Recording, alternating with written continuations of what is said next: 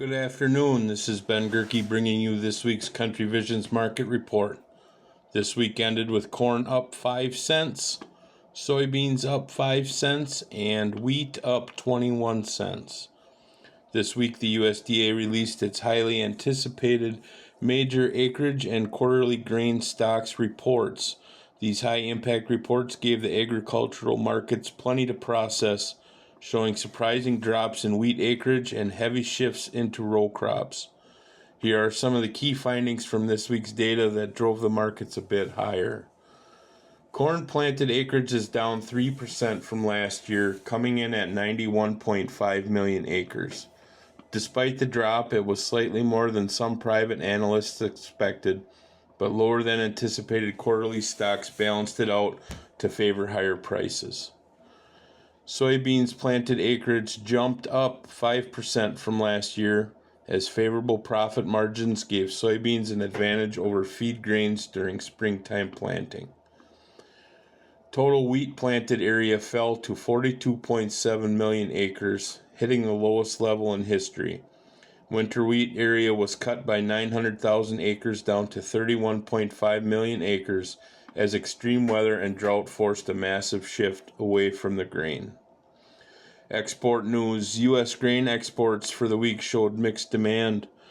Old crop corn sales hit 28 million bushels and 30.2 million new crop bushels. Soybean activity remained quiet, but it featured a private sale of 136,000 metric ton to unknown destinations. Wheat exports saw robust activity with 436,000 metric tons.